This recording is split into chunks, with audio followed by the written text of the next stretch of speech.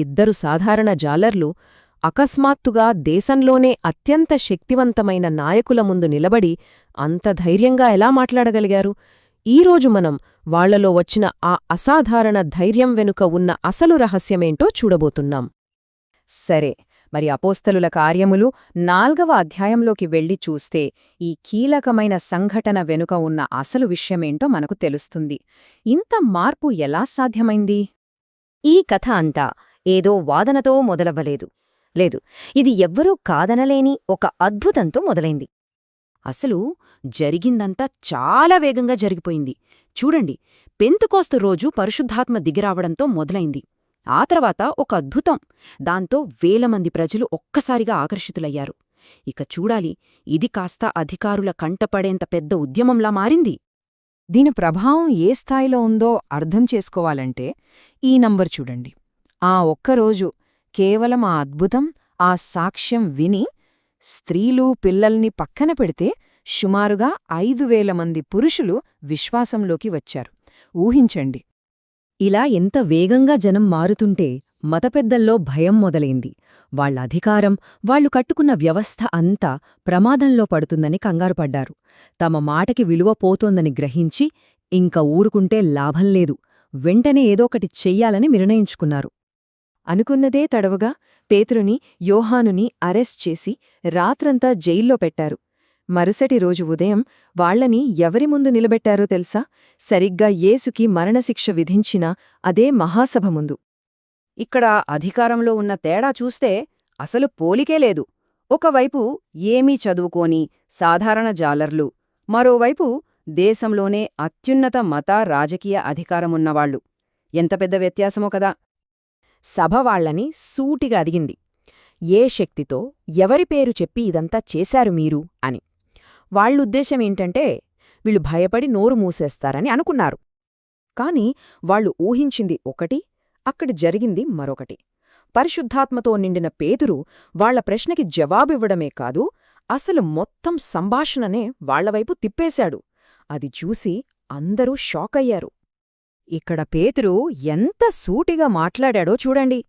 ఏమాత్రం వెనక్కి తగ్గలేదు. మీరు సిలువ వేసిన యేసు అని వాళ్లు చేసిన పనిని వాళ్ల ముందే ధైర్యంగా చెప్పాడు. అంటే ఇక్కడ మనం అర్థం చేసుకోవాల్సిన కీలకమైన విషయమేంటంటే ఇది పేతురు సొంత తెలివో, ధైర్యమో కాదు. వాక్యం చాలా స్పష్టంగా చెప్తోంది, పరిశుద్ధాత్మ అతని ద్వారా మాట్లాడుతున్నారని.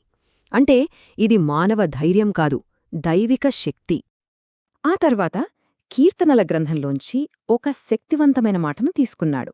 వాళ్లతో ఏమన్నాడంటే, ఇల్లు కట్టే మీరు పనికిరాదని పక్కన పడేసిన రాయి ఏదైతే ఉందో అదే ఇప్పుడు ఆ ఇంటికి అత్యంత ముఖ్యమైన మూలరాయి అయ్యింది అని చెప్పాడు.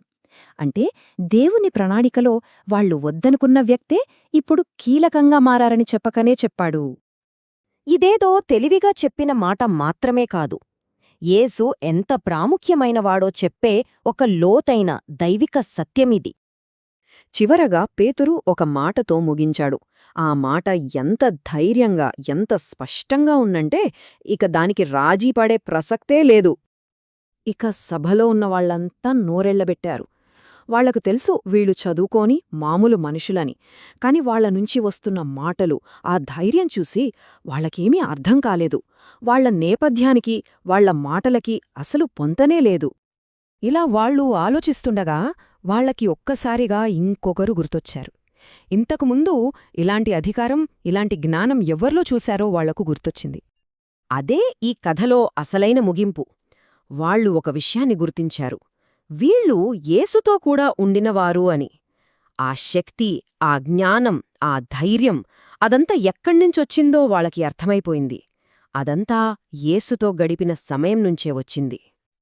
సరే పేతురు, యోహానుల ధైర్యానికి కారణం యేసుతో వాళ్లకున్న సంబంధం అని అర్థమైంది. మరి ఈ విషయం ఈరోజు మనకెలా వర్తిస్తుంది?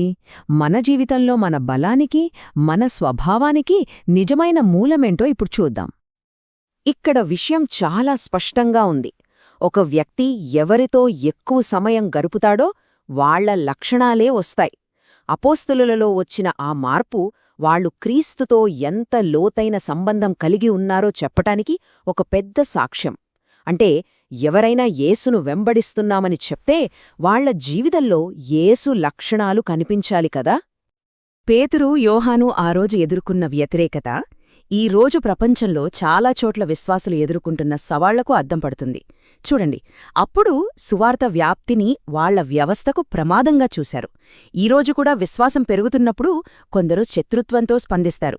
ఇది కొన్నిసార్లు సామాజిక వ్యతిరేకత కావచ్చు, ఆస్తులు నాశనం చేయడం కావచ్చు, లేదా దాడులు కూడా కావచ్చు. అయితే ఈ వ్యతిరేకత దేవుడు లేడని కాదు, స్వయంగా యేసే ఇలా జరుగుతుందని ముందే చెప్పారని మనం గుర్తుంచుకోవాలి. మరి నిజమైన ధైర్యం ఎక్కడ్నుంచొస్తుంది? అపోస్తలుల జీవితం చూస్తే మనకొక 3 దశల మార్గం కనిపిస్తుంది. మొదటిది మన సొంత ప్రయత్నం సరిపోదని ఒప్పుకోవడం. రెండవది పరిశుద్ధాత్మతో నింపబడటం.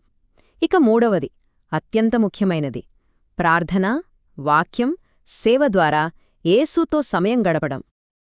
ఇక్కడ ఇంకో అద్భుతమైన విషయమేంటంటే ఆ మహాసభ వాళ్ళు ఆ అద్భుతాన్ని కాదనలేకపోయారు. ఎందుకంటే స్వస్థత పొందిన ఆ వ్యక్తి వాళ్ల కళ్ల ముందే నిలబడి ఉన్నాడు. అతనే సజీవ సాక్ష్యం. ఇది మనకేం నేర్పిస్తుంది? విశ్వాసం ద్వారా మార్పు చెందిన జీవితం ఎవ్వరూ కాదనలేని ఒక శక్తివంతమైన సాక్ష్యంగా నిలుస్తుంది. మరి ఈ ప్రపంచం మనల్ని నిరంతరం గమనిస్తున్నప్పుడు యేసుతో జీవించే జీవితం ఈరోజెలా కనిపిస్తుంది? ఈ కథ మనకొక చివరి ఆలోచనను ఇస్తోంది. అదేంటంటే, మనం చెప్పే మాటల కన్నా గొప్ప సాక్ష్యం మన జీవితమే. మన ధైర్యానికి అసలైన మూలమేదో మన జీవితం ప్రతిబింబించాలి.